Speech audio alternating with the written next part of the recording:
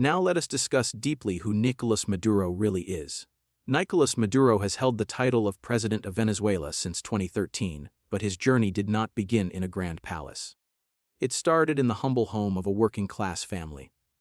Before he ever stepped into the cutthroat world of politics, he worked as a simple bus driver in the chaotic streets of Caracas during the early 1990s.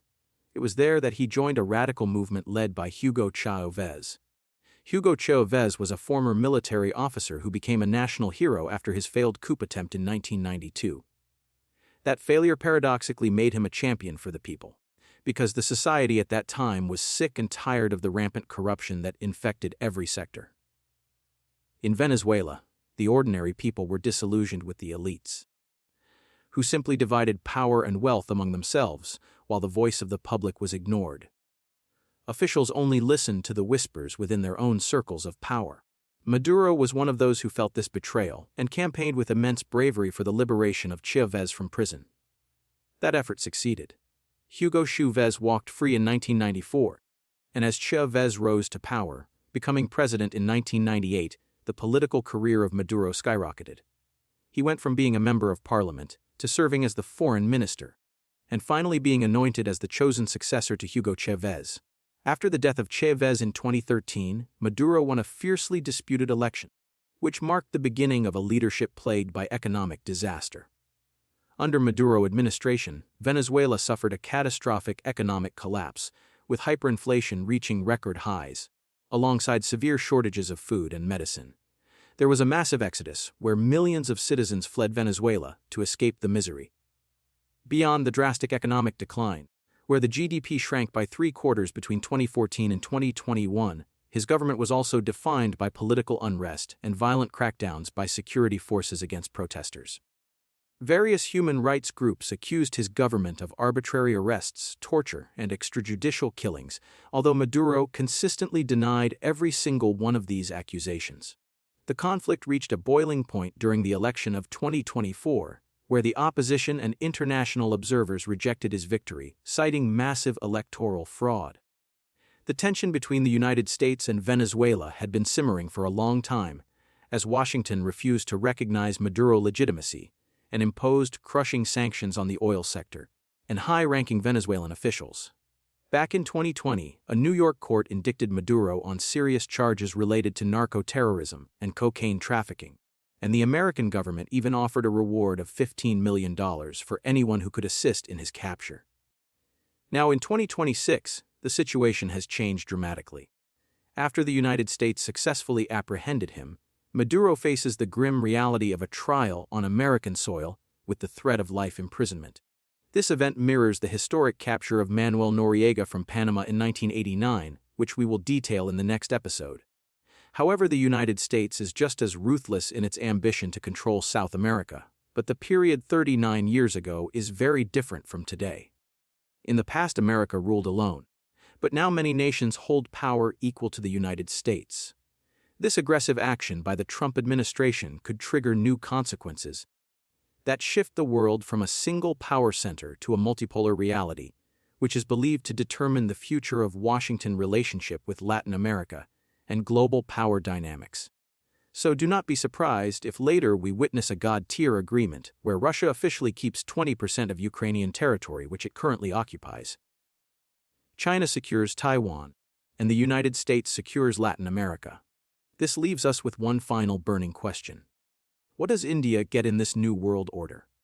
We must ask ourselves if India will get its share, or if it will simply be swallowed up by China.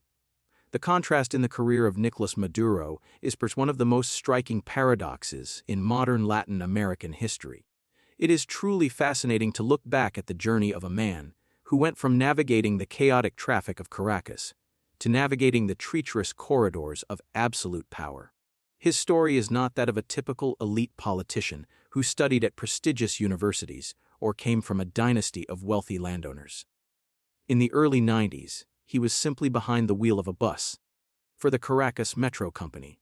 This was where he sharpened his skills, not in diplomacy, but in agitation and labor union organization. He represented the common man because at that time, he was one. His destiny changed forever when he aligned himself with Hugo Chávez. Unlike other associates who were military officers with tactical training, Maduro was a civilian who offered something perhaps more valuable, which was unwavering loyalty. He became the shadow of the commander. When Chávez was imprisoned after the failed coup, it was Maduro and his future wife Cilia Flores who kept the revolutionary movement alive on the streets. This loyalty paid off as he ascended the ranks. He became the president of the National Assembly, and then the foreign minister, where he used his tall stature and booming voice to challenge the United States on global platforms. When cancer consumed Chávez, the dying leader pointed to Maduro as the heir. He explicitly told the people to vote for Nicolás, the bus driver, who had become a statesman. However, inheriting a revolution is not the same as leading one. Without the immense oil wealth and the magnetic charisma of his predecessor, Maduro turned to an iron fist to maintain control. As the economy crumbled around him, the man who once fought for workers' rights began imprisoning union leaders who opposed his policies. The revolutionary transformed into the authoritarian. By 2026, the narrative has reached a dramatic and ironic climax. The former driver, who claimed to drive the revolution forward, has been forcibly stopped by the very imperial power he spent his life criticizing. The image of the man of the people has been replaced by the image of a high-value detainee in the United States legal system. This marks the tragic distortion of the Chavista dream under his watch, where the defender of the poor is now accused of stealing their future. The world now watches to see if the bus driver can navigate his way out of a federal trial, or if this is truly the final stop. To truly grasp the tragedy of Nicolás Maduro, we must first exhume the ghost that has haunted the Miraflores Palace for over a decade, which is the colossal figure of Hugo Chávez. Chavismo was never just a political party. It was a secular religion, and Chávez was its messiah. He possessed a charisma that was electric, and he used it to forge a direct emotional bond with the forgotten poor of Venezuela. He gave them visibility and voice through social programs known as misiones, which used oil wealth to fund literacy and healthcare. This created a fiercely loyal base that viewed the revolution not as a government policy, but as a matter of survival and dignity. Maduro inherited this machinery, but he lacked the divine spark.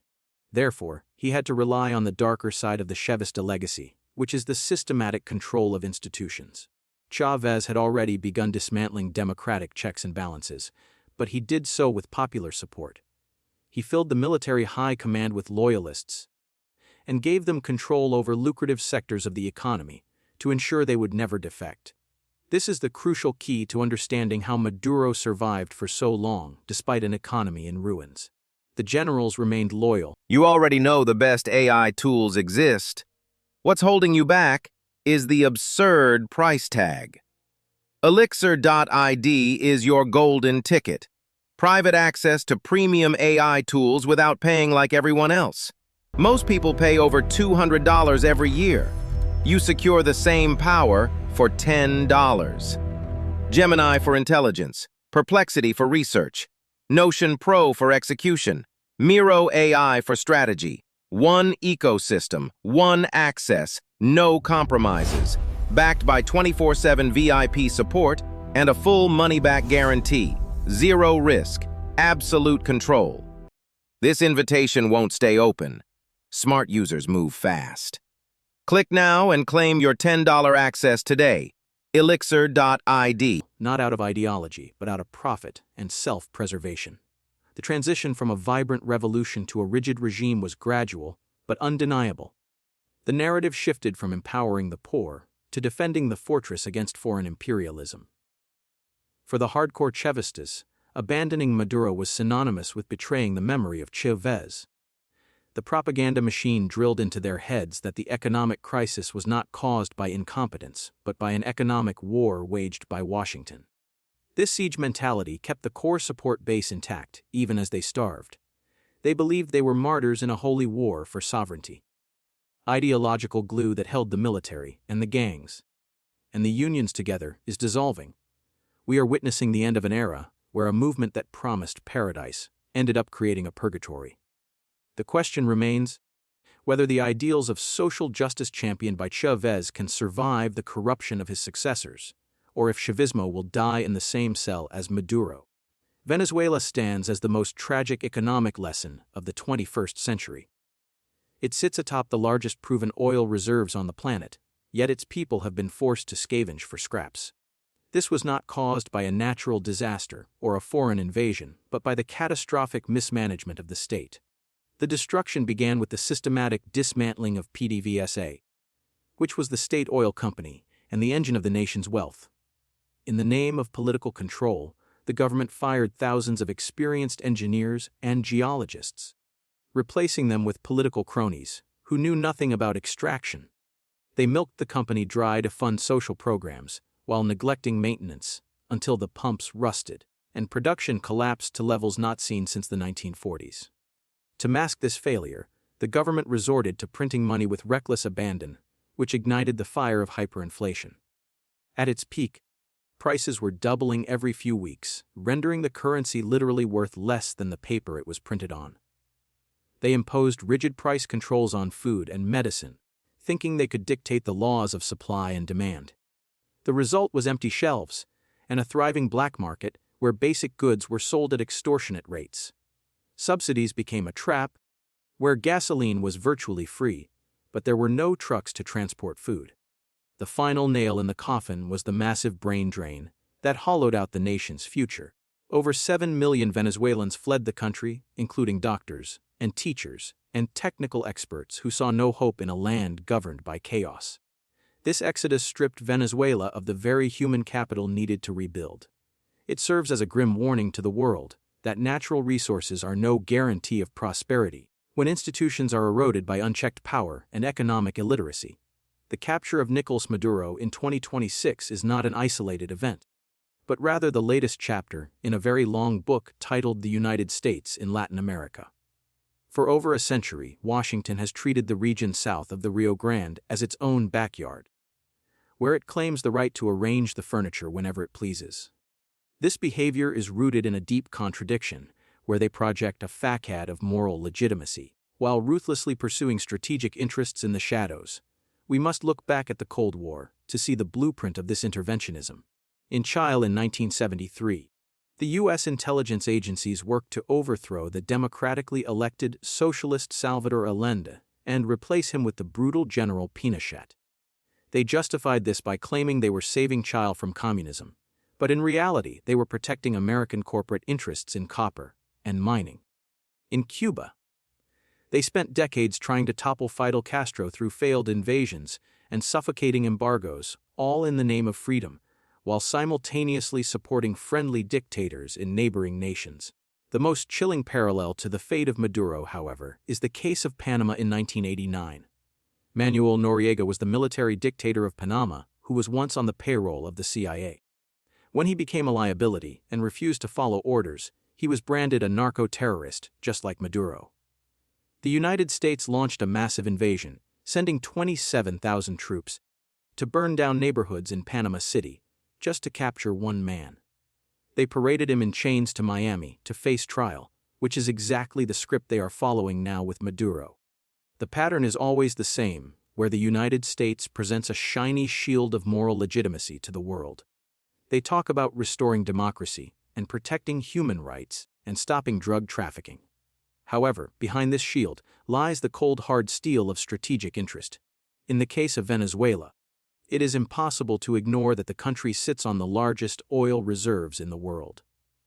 Washington can tolerate dictatorships in the Middle East when they are allies, but a defiant regime in the Caribbean basin is viewed as an intolerable threat to national security. The operation to extract Maduro proves that despite the rise of China and the chaos in Europe, the American eagle still has sharp talons when it comes to the Western Hemisphere, and sovereignty is often conditional on the approval of the United States. The debate regarding international sanctions is perhaps the most uncomfortable and morally complex aspect of the Venezuelan tragedy. For years, Washington maintained the narrative that these were smart sanctions, designed like precision missiles, to hit only the corrupt bank accounts of the Chevester elite, and to cut off the funding for their repression. The official logic was simple, which was to starve the beast, until it had no choice but to surrender democratic control. They insisted that the humanitarian crisis was solely the result of the regime stealing resources and not the result of the financial blockade. However, on the streets of Caracas, the reality was far more gray and painful. Maduro brilliantly used these sanctions as a golden shield to deflect all responsibility. Every time a hospital ran out of antibiotics, or a power grid failed, leaving a state in darkness, he pointed a finger at the imperialist blockade. It provided him with a perfect external enemy to blame for his own internal incompetence. This narrative was powerful because it allowed the government to tell a starving mother that her empty refrigerator was not caused by bad policy, but was the personal fault of the American president. This siege mentality actually strengthened the resolve of the hardliners, who believed they were fighting a war for survival. The truth is that while the economic collapse began years before the harshest oil sanctions were imposed in 2019, the measures undoubtedly deepened the wound. The sanctions turned a severe recession into a death spiral. Because the United States controls the global financial nervous system, many international banks refused to process legitimate payments for food and medicine out of fear of heavy fines, which is a phenomenon known as overcompliance. This meant that the state could not import diesel for trucks to transport crops or spare parts to fix water pumps, which made the daily life of the common citizen a living hell. Paradoxically, the sanctions forced the regime to become more predatory and sophisticated in its control. As resources became scarce, the government used food as a political weapon. Through the subsidized food boxes known as CLAP, if you wanted to eat, you had to show loyalty to the party. The elite simply moved their money to Turkey, or Russia, or China, and continued to live in luxury, while the poor were left to scavenge. This grim reality suggests that in the game of economic warfare, it is rarely the dictator who misses a meal, but almost always the innocent population that pays the ultimate price. The capture of Maduro marks the final death of the illusion of a united world order governed by international law. We have officially exited the era of the unipolar world, where the United States stood alone as the sole superpower and global policeman. That era began when the Berlin Wall fell, and ended somewhere in the mud of eastern Ukraine and the waters of the Taiwan Strait. What we are witnessing now in 2026 is the violent birth of a multipolar world. It is a world where power is not centered in Washington alone, but is fractured and contested by rising titans who demand their own spheres of influence. The United States realized it could no longer police the entire globe, so it decided to retreat and fortify its own fortress in the Western Hemisphere. This is why the removal of Maduro was necessary. It was not about democracy. It was about cleaning the house before locking the door. But this action comes with a heavy price in the geopolitical market. If Washington claims the right to intervene and control Latin America, then on what moral ground can they tell Vladimir Putin that he cannot control eastern Ukraine? The silence from Moscow regarding Maduro is deafening. Because it implies a dark understanding.